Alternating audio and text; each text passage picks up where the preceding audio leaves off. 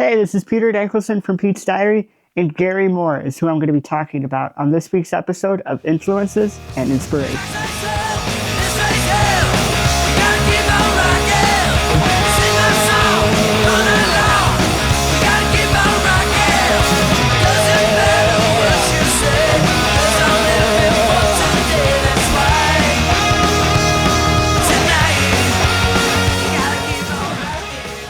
Gary Moore's one of my biggest influences and all-time favorite guitar players.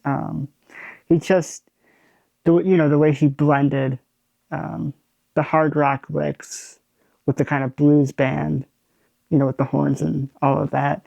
Joe Bonamassa called him a bull in a china shop, and I'm like, that's a pretty good description. It's just, very fast, aggressive blues licks, but in such a kind of classic blues setting. And as a rock fan, it was the perfect blend. So two licks that I want to share with you guys today, they're both from the same performance. They're both from a performance in London from 1992.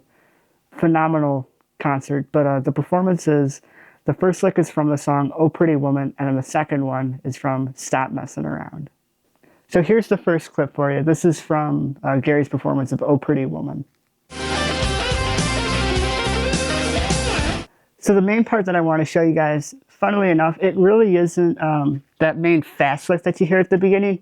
I haven't quite managed to capture that aspect of Gary's playing. As much as I love it, haven't quite been able to master that technique yet.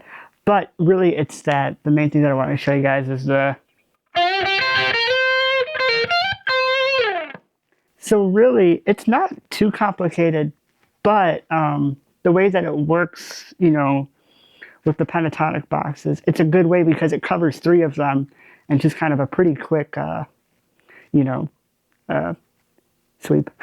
But really, the main thing that you guys could take away here, and I'll show you guys, is so,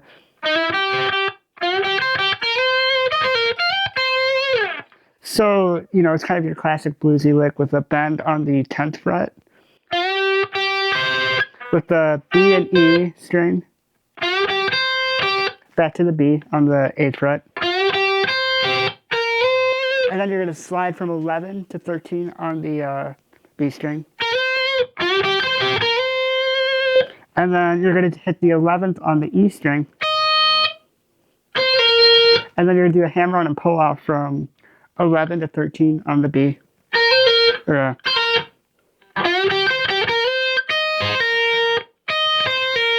So, it's that 11th on the E, and then that pull off from 13 to 11. And then you're going to slide from 13 to 15 on the E. And then you'll resolve it with 13th fret on the B.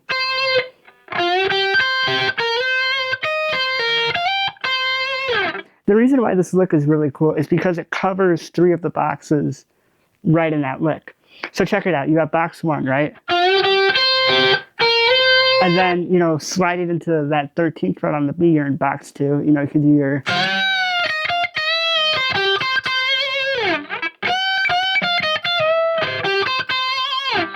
And then, with that other part of the lick,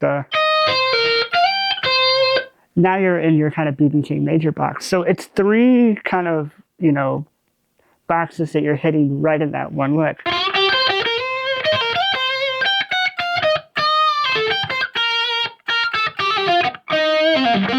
So you can kind of move it around any way you want. You could play it in any key too, like this one. Gary's playing in C, which is the key of the song, but you can move it around in G. You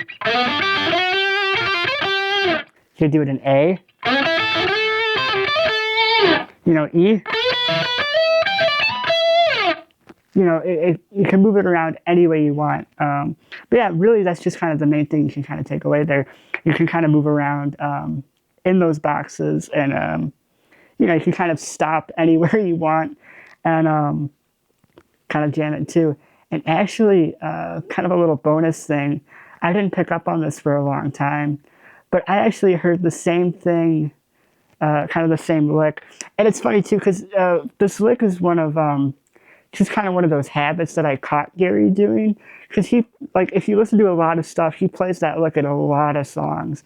It's just kind of one of those things that, like, once I heard it, I'm like, oh, this is a lick he likes using a lot. So it's just kind of one of those things that cracked me up. It's like, oh, there it is. And I'm sure it was like an unconscious habit, you know. It's just you're jamming, you're in the moment, and it just kind of flies out. But it's just kind of funny when you do catch him, right?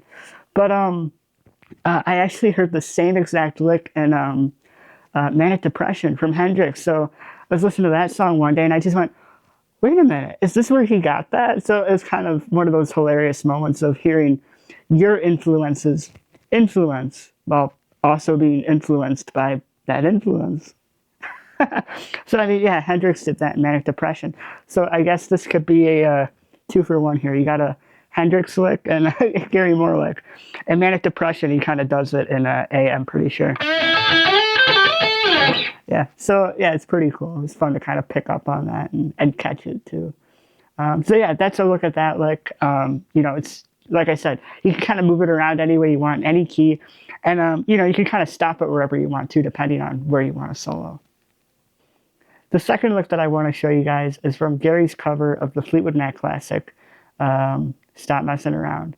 Really sweet bend. It's another one of those habits that I kind of caught Gary doing a lot. And again, it's just one of those licks. Really, it's just how you get so much expressiveness from a bend. Check this out.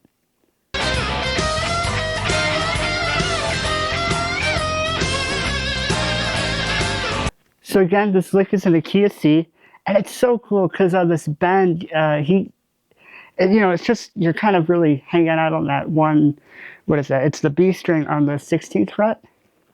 And what you're really doing is just, well, you know, he starts off with the 13, you know, you're kind of bouncing around from the 13th to the 16th fret, right? So.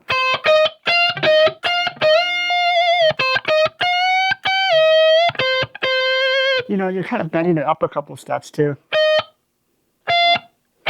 What is that? Yeah, you're almost bending it 2 steps sometimes. It's kind of, you know, between a hole and 2 steps. So it's kind of fun to. And lots of vibrato too. Gary had a wicked vibrato.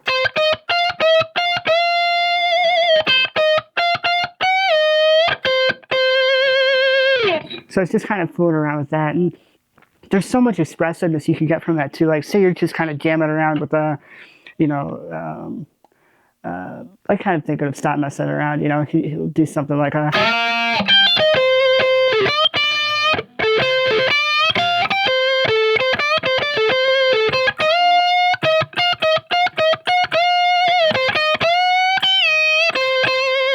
He'll kind of do that on the 5, like during the turnaround. It's kind of a cool thing to play, like when you're going from the, what is that, C, right? So, you know, if you're on the 5, you know, you get the.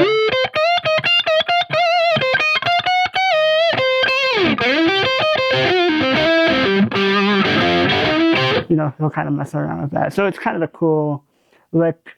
You can throw it at anywhere, but it does make for a pretty cool turnaround. Like.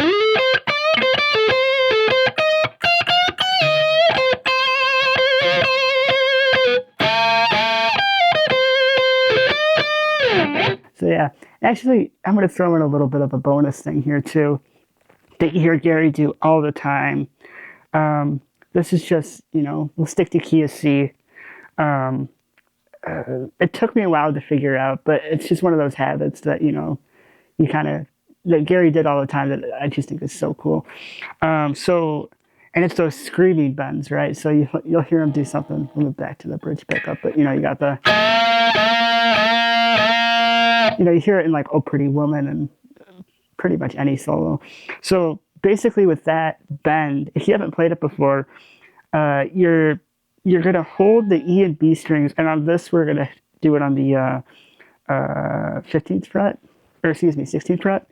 So you're going to hold the E and B strings, and kind of holding them, you hear something like this.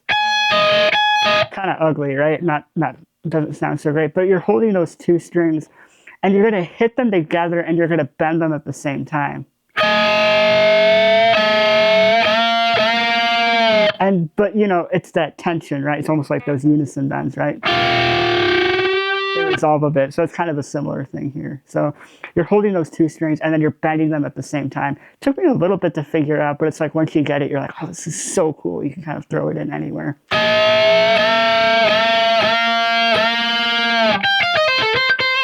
You know, he does it in so many solos. So definitely take that and fool around with that, because that's one of Gary's coolest habits that I've taken away, especially, you know, with that and some of those bending licks.